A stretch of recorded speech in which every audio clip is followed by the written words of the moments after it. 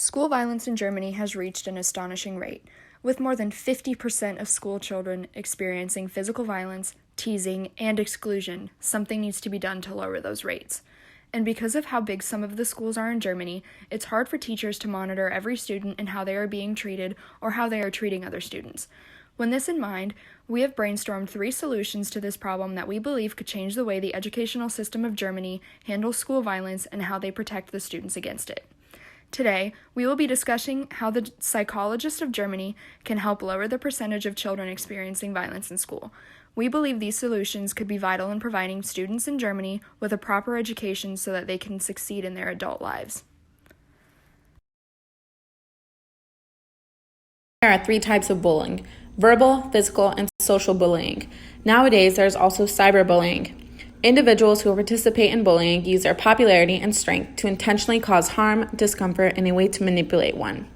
When researching the causes and effects of bullying, one should not only look at the impact it has on individuals who are being bullied, but also the reason behind the bullying. Some common signs that someone you know is being bullied are as follows: coming home late, fewer friends, talks of suicide, and the feeling of helplessness.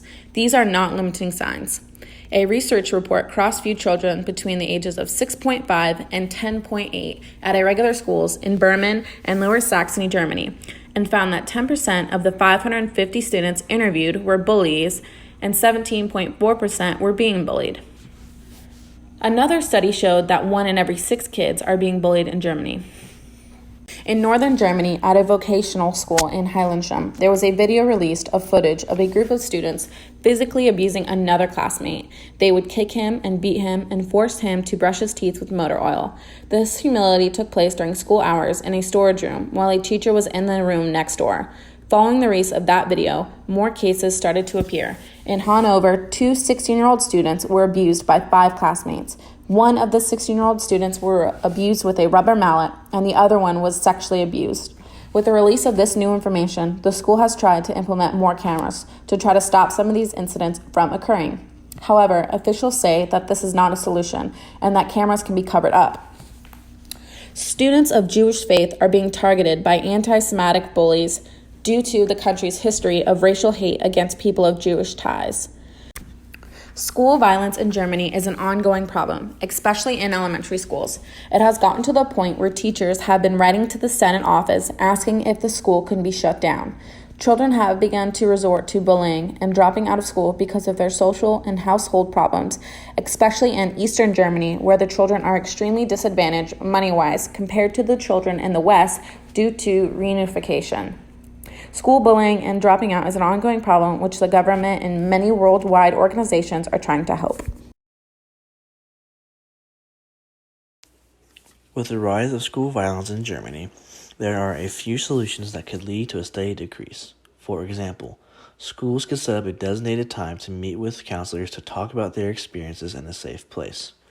Whether it be their own experiences or something they saw, setting up a system that creates a safe place for kids who are being hurt is a key aspect. However, some kids will feel scared of coming forward about this issue in particular. So, schools should urge teachers and other faculty members to look out for warning signs and bring them to a counselor in order to get the bottom of the matter.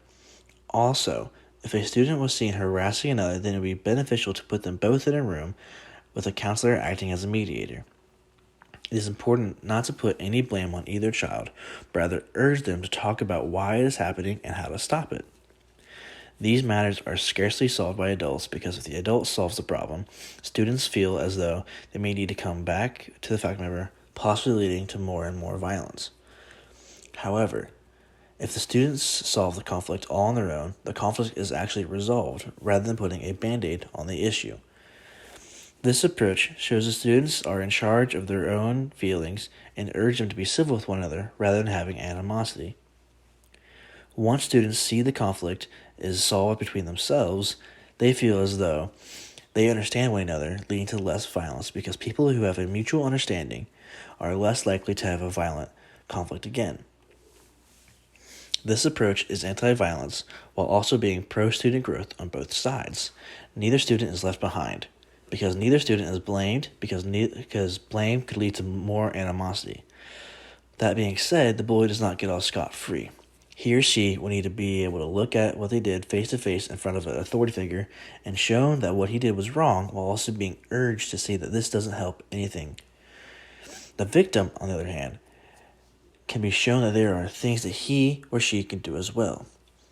With this approach, both parties can be content with the resolution because no authority figure came up with it, but rather both parties did, leading to a stronger resolution.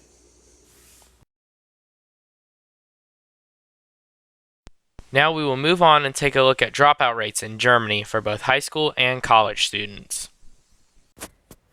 Germany is currently struggling to find enough skilled workers due to the student dropout rates. The dropout rate for Germany's universities currently is 13%. 1 out of 10 students leave school before they graduate. Germany's numbers for all levels of education are below average, considering most people do not finish school or never go to college in the first place. In Germany, higher education is now free, but the dropout rates are high because it takes way too long to actually graduate, sometimes taking 6 to 7 years. Only 21% of German undergraduate students end up graduating, while over 44% or higher graduate in the U.S. Germany has vocational programs where many students get kicked out not knowing how to work in the workplace. Many students are not getting a higher education, and businesses are complaining that their workers are not mature enough to be working in a workplace. Many workers complain that their random hours and low wages. Many students are known to drop out because of their difficult family backgrounds. More and more people in Germany are attending universities instead of their vocational schools, which is increasing the dropout rate. The Federal Labor Agency reported 37,000 vacant spots in their training program. This is now causing many issues for businesses to find skilled workers.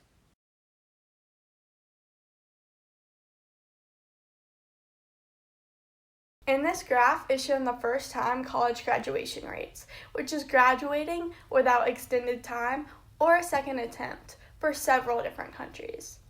Included on the graph is Germany and the United States, which are the two countries we will be looking more into.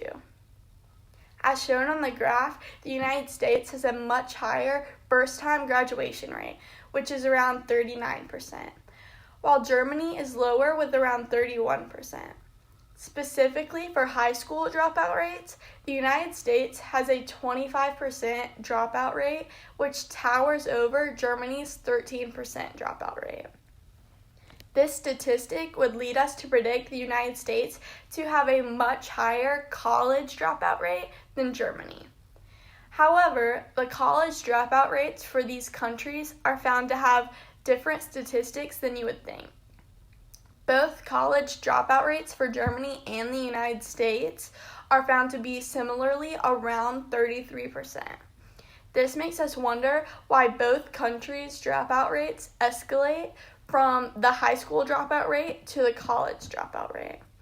The United States increases from 25% in high school to 33% in college. However, Germany increases from a low 13% in high school all the way up to 33% in college.